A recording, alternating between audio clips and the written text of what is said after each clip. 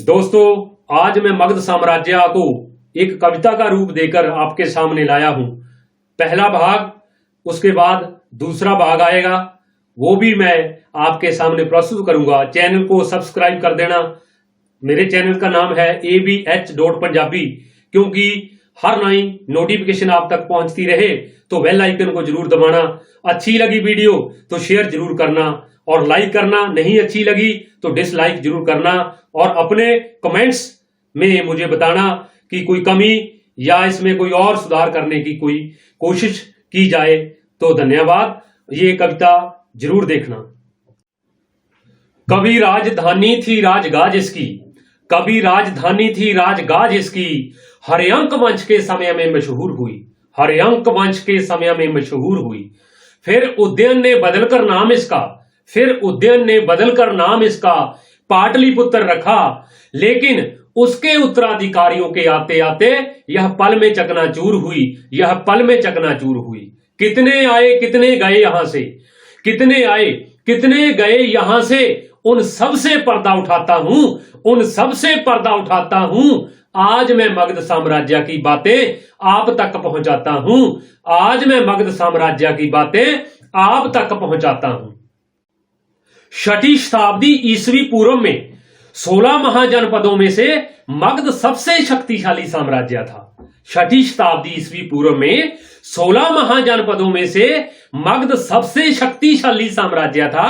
बिंबिसार और उसका पुत्र अजातशत्रु, उन दोनों का यहां उन्नत राज्य था, उन दोनों का यहां उन्नत राज्य था।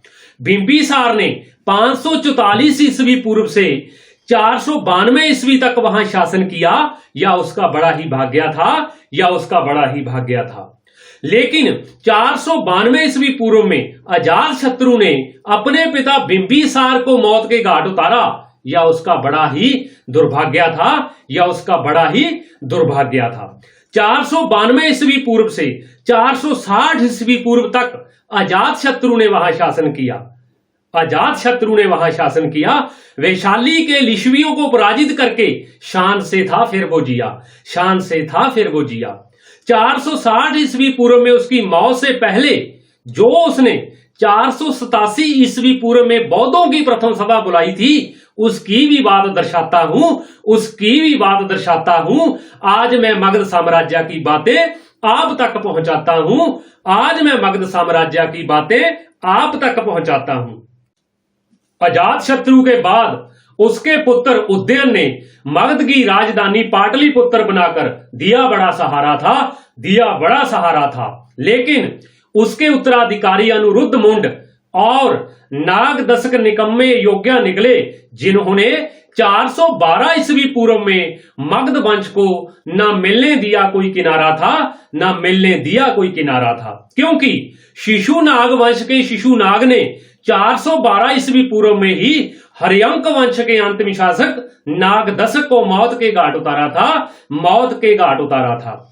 शिशुनाग ने कुछ समय के लिए वैशाली को मगध की राजधानी बनाया। उसकी एक और महान सफलता यह रही कि उसने चंडप्रयादोत को हराया था, चंडप्रयादोत को हराया था। शिशुनाग के ही पुत्र कालाशोक ने 387 ईस्वी पूर्व में बौद्ध भिक्षुओं की सभा का आयोजन करवाया था, बौद्ध भिक्षुओं की सभा का आयोजन करवाया था। 364 ईस्वी पूर्व में ही महापद्मनंद ने कालाशोक की हत्या करके मगध में नंद वंश का झंडा फहराया था, मगध में नंद वंश का झंडा फहराया था। महापद्मनंद नंद वंश की स्थापना करके 28 वर्षों तक शासन करता रहा, 28 वर्षों तक शासन करता रहा। उसकी सेना बहुत शक्तिशाली थी, इसलिए उसे उग्रसेन कहा गया। उसकी सेना बहुत शक्तिशाली थी, इसलिए उसे उग्रसेन कहा गया। उसे सर्वक्षत्रांतक कहा, क्योंकि वह क्षत्रियों का नाश करने उनसे लड़ता रहा, उनसे लड़ता रहा। फिर उसके 8 पुत्रों ने 22 वर्षों तक शासन किया। नंद वंश इसी तरह आगे बढ़ता रहा, इसी तरह आगे बढ़ता रहा। लोभी था वो दौलत का, लोभी था वो दौलत का, प्रजा को लूटा करता था। 2 लाख पैदल सैनिक, 60,000 घुड़सवार और 6,000 हाथी। सिकंदर भी जिससे डरता था, सिकंदर भी जिससे डरता था। यह वही अंतिम शासक धन्नानंद था नंदवंश का, जो गैर कानूनी ढंग से अपनी जेबों को भरता था, अपनी जेबों को भरता था। कैसे? 321 ईस्वी पूर्व में मौर्य वंश के शासक चंद्रगुप्त मौर्य ने आक्रमण करके नंदवंश को खत्म किया। वो सारी तस्वीर आपके सामने लाता हूं, वो सारी तस्वीर आपके सामने लाता हूं। आज मैं मगध साम्राज्य की बातें आप तक पहुंचाता हूं, आज मैं मगध साम्राज्य की बातें आप तक पहुंचाता हूं। कौटिल्य, जिसको विष्णुगुप्त अथवा चाणक्य भी बोलते थे, उसका ग्रंथ अर्थशास्त्र हमें मौर्य वंश की जानकारी बताता है कि कैसे मगध में चंद्रगुप्त मौर्य ने मौर्य वंश की नींव रखी। मैगस्थनीज की इंडिका, विशाखा दत्त का मुद्रा राक्षस, जैन और बौद्ध ग्रंथ, पुराण, अभिलेख तथा भवन और स्मारक, ये सारे पूरा हाल सुनाता है, पूरा हाल सुनाता है। 345 ईस्वी पूर्व से 298 ईस्वी पूर्व तक चंद्रगुप्त मौर्य के शासनकाल के दौरान छोटे छोटे राज्यों को वो इकट्ठा करता चला गया, इकट्ठा करता चला गया। 325 ईस्वी पूर्व में जब सिकंदर बाहर से लौटा तो उसके प्रतिनिधि फिलिप की क्या हत्या हुई कि चंद्रगुप्त मौका पाकर पंजाब पर कब्जा करके मगध की तरफ बढ़ता चला गया, मगध की तरफ बढ़ता चला गया।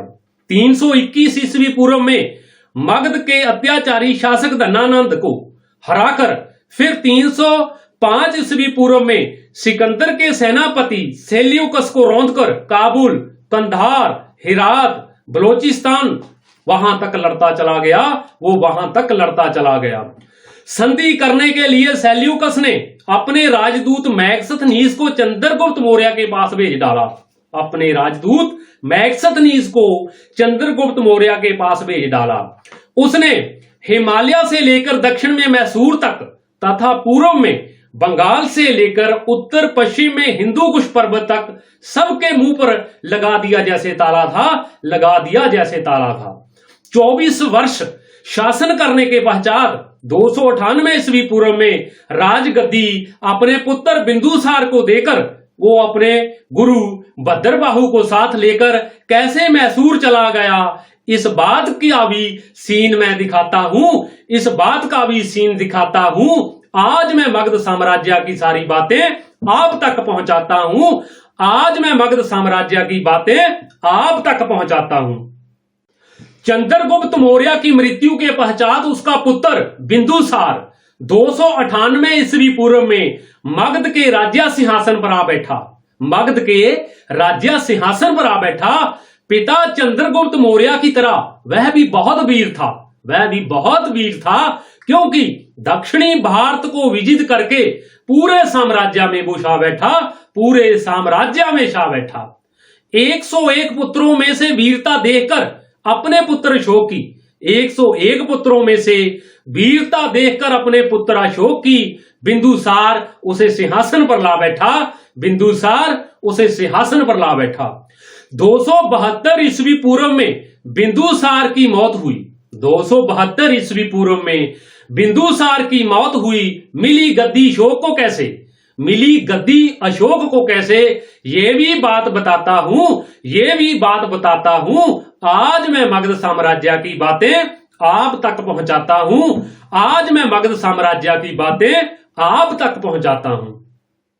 6 साल लड़ना पड़ा अशोक को 101 भाइयों से, 6 साल लड़ना पड़ा अशोक को 101 भाइयों के साथ, तभी 269 ईस्वी पूर्व में वह गद्दी पर सत्तासीन हुआ, गद्दी पर सत्तासीन हुआ।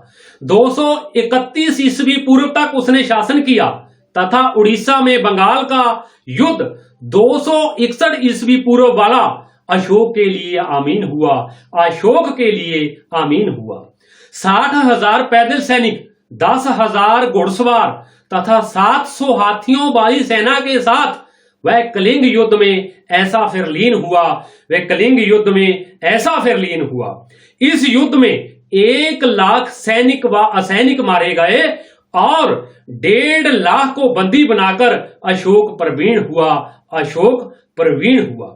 इस युद्ध से पहले अशोक शिव का उपासक था, इस युद्ध से पहले अशोक शिव का उपासक था, लेकिन इतना नरसंहार देखकर वह बौद्ध धर्म में लीन हुआ, वह बौद्ध धर्म में लीन हुआ। युद्ध नीति को सदा के लिए छोड़कर उसने बेरी घोष के स्थान पर धम्मघोष की नीति को अपनाया था। धम्मघोष की नीति को अपनाया था। अब उसने हिंसा छोड़कर अहिंसा को अपनाया था। अहिंसा को अपनाया था। पशु हत्या, बलियां, मारकाट बंद करके उसने लोगों के लिए कुएं खुदवाए, सराएं बनाई तथा पशुओं के लिए अस्पतालों को बनवाया था। पशुओं के लिए अस्पतालों को बनवाया था। कलिंग को साम्राज्य में मिलाने के बाद उसका साम्राज्य उत्तर में हिमालय पर्वत से लेकर दक्षिण में मैसूर तक तथा उत्तर पूर्व में बंगाल से लेकर पश्चिम में अरब सागर तक तथा उत्तर पश्चिम में हिंदू कुश पर्वत तक फैलता चला गया। ये भी गुनगुनाता हूं, यह भी गुनगुनाता हूं। आज मैं मगध साम्राज्य की बातें आप तक पहुंचाता हूं। आज मैं मगध साम्राज्य की बातें आप तक पहुंचाता हूं। अशोक की मृत्यु के 50 वर्षों के भीतर ही मगध साम्राज्य पतन की ओर जाने लगा। पतन की ओर जाने लगा। अब अशोक की युद्ध नीति छोड़ने और दुर्बल उत्तराधिकारियों की वजह से हर हमलावर मगध की तरफ आने लगा। मगध की तरफ आने लगा। राजमहल षड्यंत्रकारियों का अड्डा बनता चला गया। अब राजगद्दी को पाने के लिए हर किसी को मारने व मराने लगा। हर किसी को मारने व मराने लगा। यूनानियों के आक्रमणों व ब्राह्मणों के विरोध से अब मौर्य साम्राज्य लड़खड़ाने लगा। मौर्य साम्राज्य लड़खड़ाने लगा। मौर्य साम्राज्य का अंतिम शासक बृहद्रथ, जिसके सेनापति पुष्यमित्र ने कैसे 185 ईस्वी पूर्व में हत्या करके शुंग वंश को मगध साम्राज्य में ले आया। मगध साम्राज्य में शुंग वंश को ले आया, उसकी भी एक झलक दिखाता हूं। उसकी भी एक झलक दिखाता हूं। आज मैं मगध साम्राज्य की बातें आप तक पहुंचाता हूं। आज मैं मगध साम्राज्य की बातें आप तक पहुंचाता हूं।